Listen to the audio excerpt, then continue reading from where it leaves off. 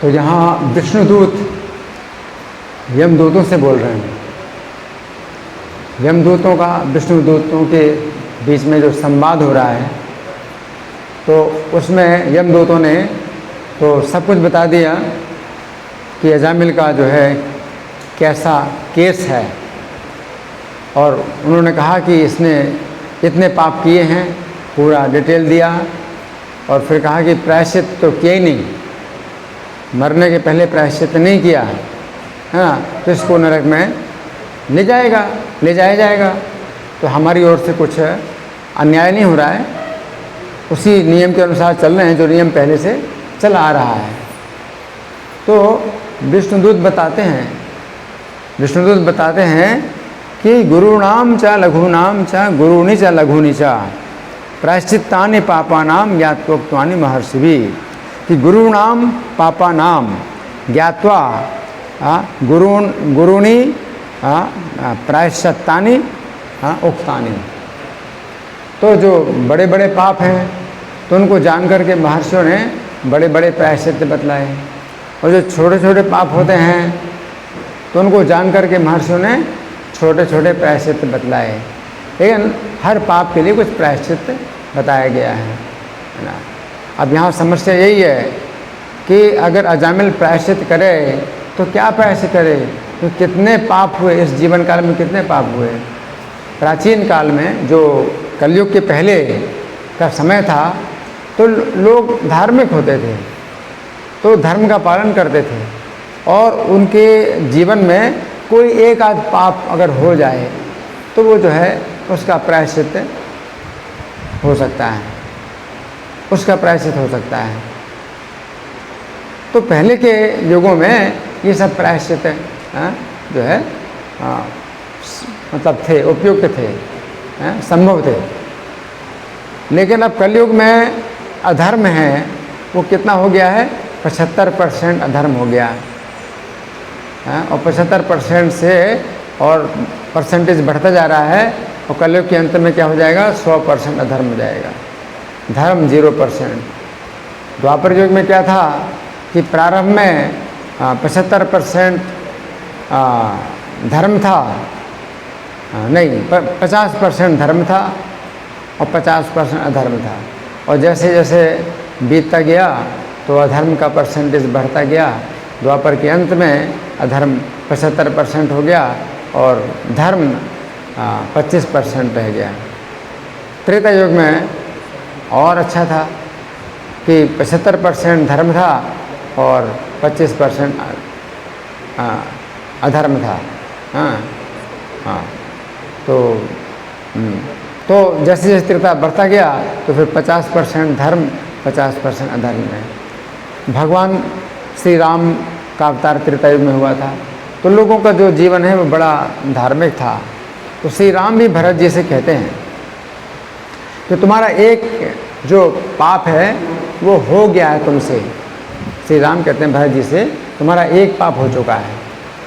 जब श्री राम भरत जी को कहते हैं कि मेरी आज्ञा से सीता को वन में छोड़ाओ, तो भरत जी कहते हैं कि मुझसे ये पाप नहीं हो सकता।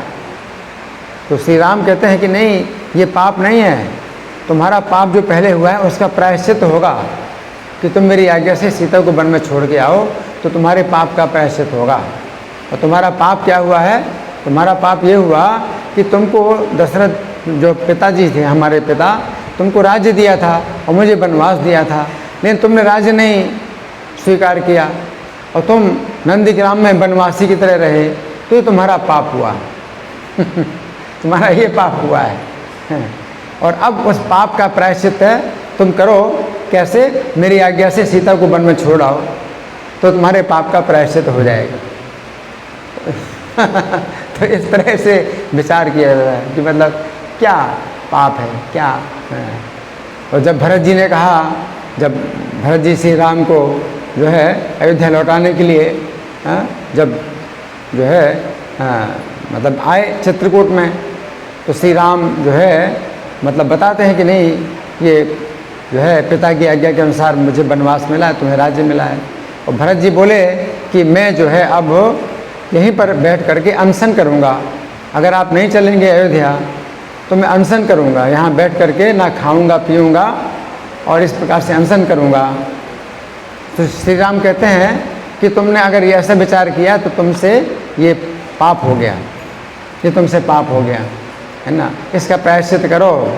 हाँ, इसका प्रायश्चित कर। तो फिर बताया कि हाँ, जो नदी है उसमें स्नान करो और कुछ जो है क्रिया बताई कि इस तरह से तुम प्रायश्चित करो इसका। तुमने ये जो है जो बोला है ये अनुचित बोला है, इसमें तुम्हारा पाप बन गया है। तो ऐसे जो है विचार होते थे। तो क्या मतलब ये कुछ पाप नहीं है, थोड़ा सा अनुचित कार्य किया, उसका प्रायश्चित जो है इस तरह से विचार किए जाते थे, है ना। लेकिन अब कोई व्यक्ति जो है ऐसे पाप करे और पापमय जीवन है उसका, तो एक एक पाप का कितना प्रायश्चित करेगा वो संभव नहीं, प्रायश्चित संभव ही नहीं है। इसलिए हरि नाम के सिवा और कोई उपाय नहीं है। हरे नाम हरे नाम हरे नाम है केवलम, कलो नास्ते नास्ते नास्ते के तेरे था। अब तो हमको जो है एक ऐसी विधि की आवश्यकता है कि उसमें होल सेल में जो है मतलब पापों का प्रायश्चित हो, होल सेल में प्रायश्चित हो, नहीं तो संभव नहीं। एक एक पाप का प्रायश्चित करने में कितने साल लगेंगे और हजारों लाखों करोड़ों पाप हुए, हजारों लाखों करोड़ों पाप हुए, कहाँ होगा, नहीं हो सकता है ना। तो ये जो कथा है अजामिल की कथा है जिसमें सुखदेव गोस्वामी बता रहे हैं, जिसमें यही बता रहे हैं कि परीक्षित महाराज कहते हैं कि प्रायश्चित हुआ ही नहीं।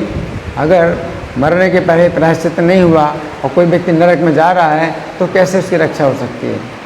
और इस जो है प्रश्न पर जो है सुखदेव गोस्वामी अजामिल की कथा सुना रहे हैं। क्योंकि अजामिल का ही एक ऐसा केस है कि उसने जीवन काल में नाम का प्रयोग किया भी, है ना, नामाभास का जो है प्रयोग किया अपने जीवन काल में, और फिर भी उसके पापों का प्रायश्चित नहीं हो पाया, उसके पापों का प्रायश्चित नहीं हो पाया। और जब यमदूत आए और उसको जो खींचने लगे तब विवश होकर के उसने जो नाम का उच्चारण किया वो जो है बड़ा शक्तिशाली नाम था। और उससे जो है विष्णुदूत कहते हैं कि इसका जो है प्रायश्चित इस प्रकार से हुआ। तो ये कथा जो है एक ऐसी कथा है कि कोई व्यक्ति जब नरक में ले जाया जा रहा है, उसमें क्या था कि अजामिल नरक में जाता ज़रूर और उसके नामाभास पर भी विचार किया जाता नरक में ले जा करके, और उसको नरक का दर्शन कराया जाता है। कुछ जो है उसको मतलब दंड ज़रूर मिलता, उतनी यातना नहीं मिलती लेकिन दंड कुछ ज़रूर मिलता, और उसके नामाभास पर भी विचार किया जाता है। लेकिन ये जो नाम का उच्चारण हुआ जो कि नामाभास ही था लेकिन बड़ा शक्तिशाली नामाभास था कि अजामिल ने विवश होकर के नारायण का जो नाम तो अपने पुत्र के ही लिए उच्चारण किया, लेकिन उच्चारण किया उसने बड़ी तीव्रता से व्यवस्था से उच्चारण किया। उसी प्रकार से उच्चारण है अजामिल ने जो किया। जैसे कोई जो है अगर अपनी रक्षा होती है किसी व्यक्ति से तो वो कष्ट में वो पुकारता है, जैसे बाप रे, तो कोई बोलता बाप रे, तो उसका अनुभव है कि मेरे पिता ने मुझे बचाया है कष्ट से। अरे मैया रे, वो अरे मैया रे, है ना, बोलता है। तो उसको अनुभव है कि मेरी माता मुझे कष्ट से बचाती थी, तो मैया, बाप, दैया, तो दैया बोलता है, दैया ने उसको कष्ट से बचाया था। उस तरह से अपने पुत्र का नाम नारायण उसने पुकारा। क्यों? क्योंकि उसको जो है कुछ अनुभव हुआ था, उसको कुछ अनुभव हुआ था जीवन काल में कि अपने पुत्र के नाम से जो है उसके अपने पुत्र के सौभाग्य से उसके नाम में ऐसा सौभाग्य है, तो चेतना उसकी पुत्र में ही है, इसने उसका पुत्र से ही है। और पुत्र के नाम का जो है प्रयोग करके वो सोचता है कि मेरे पुत्र का सौभाग्य है तो उसके सौभाग्य से मैं भी बच सकता हूँ। तो ऐसा होता भी है ना कि कोई व्यक्ति जो है आप किसी से अगर आप बहुत जुड़ जाते हैं और तो उसके सौभाग्य से फिर आप भी जो है क्या होते हैं, सौभाग्यशाली बन जाते हैं, उसका भी सौभाग्य आपको मिल जाता है। किसी व्यक्ति के साथ अगर आपकी आसक्ति हो जाए तो उसका सौभाग्य है तो आपको भी उसका सौभाग्य मिलने लगता है। तो उसकी पुत्र में ही आसक्ति थी, है ना, भगवान में आसक्ति नहीं थी, लेकिन पुत्र की आसक्ति से ही उसने जो है नाम का प्रयोग किया। है ना। और इस प्रकार से उसकी जो है रक्षा हो गई। तो यहाँ पर विष्णुदूत बताते हैं कि ये महर्षियों ने जो लघु पापों के लघु प्रायश्चित बतलाए हैं और गुरु पापों के गुरु प्रायश्चित बतलाए तो हैं, है ना। लेकिन अब जो है ऐसे पापी के लिए वो प्रायश्चित की विधियाँ है लागू नहीं हो सकती, संभव ही नहीं है। तो जीवन काल इतना है भी नहीं कि वो इतना पाप करे, है ना। जैसे कि वो थे उनका नाम क्या था, सुबुद्धि राय। तो उनको हुसैन शाह जो बादशाह था, मुसलमान बादशाह, उसने सुराही का पानी डाल दिया था, अपने सुराही का पानी डाल दिया। तो जो है प्रायश्चित पूछ रहे थे कि हमारा इसमें तेरा क्या प्रायश्चित है, उसने हमारा वो किया। तो जो है अलग प्रकार के प्रायश्चित बतलाए। गंगा जी में जो है जल समाधि ले लो, शरीर छोड़ दो, गंगा जी में जल समाधि ले लो, या फिर एक सेर घी उबाल करके पी जाओ, तो मरना ही, शरीर छोड़ना पड़ेगा। तो ऐसे प्रायश्चित अगर हैं अजामिल के लिए क्या हो सकता है प्रायश्चित। वो तो केवल इतना ही था कि एक मुसलमान ने सुराही का पानी आपके सिर में डाल दिया है, और इसका जो इतना बड़ा प्रायश्चित, फिर अजामिल के पापों का क्या हाल है, क्या हो सकता है, संभव ही नहीं, प्रायश्चित संभव ही नहीं है।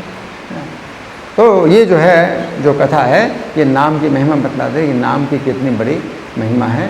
और अगर हम अपराध ना करें तो नाम की जो है महिमा से हमारी रक्षा हो सकती है। और इसमें इतनी बड़ी महिमा है कि अजामिल ने जो है नारायण का चिंतन ही नहीं किया, नारायण के रूप का ही चिंतन नहीं किया, नारायण के गुणों का चिंतन नहीं किया, अपने पुत्र का ही। और दूरे क्रीडनकम बालम, दूर में जो है बालक जो है खेल रहा है और वो देख रहा था अजामिल, और वो बिल्कुल चलता फिरता था, कुछ भी उसमें शरीर में कोई कमी नहीं थी, कमजोरी नहीं थी। वो तो बैठा देख रहा था अपने पुत्र को, उसमें जो है उसका मन लगा था, अपने पुत्र के खेल में मन लगा हुआ था। उसी समय यमदूत आए, उसको जो है तो दिखाई दिए और उसने नाम का प्रयोग किया, और जैसे उसकी रक्षा हो गई तुरंत चला भी गया। वो थोड़ी बीमार था, वो थोड़ी पड़ा हुआ था कि चारपाई में पड़ा हुआ खांस रहा हो, उसकी रक्षा हुई। तो ना किसी ने उसकी रक्षा को देखा, ना किसी ने देखा कि यमदूत आए थे इसके पास, ना किसी ने देखा कि विष्णुदूत आए थे इसके पास, उसी ने देखा। और वो फिर जो है चला भी गया अपने घर को छोड़ करके, क्योंकि वो बिल्कुल चलता फिरता आदमी था, 88 साल की उम्र में भी वो चलता फिरता था, है ना। वो जो है चल पड़ा, उसको किसी की आवश्यकता नहीं पड़ी कि कोई उसको जो है संभालेगा, पकड़ करके चलेगा, लाठी ले करके चलेगा, ऐसी कोई आवश्यकता नहीं थी। वो हरिद्वार चला गया, कन्नौज से हरिद्वार पैदल ही चला गया और वहाँ पर भजन करने लगा। तो यहाँ पर कहने का मतलब है कि ये जो कथा है, इससे नाम की महिमा का पता चलता है। हरे कृष्णा। ग्रंथराज श्रीमद् भागवतम की जय, श्रील प्रभुपाद की जय।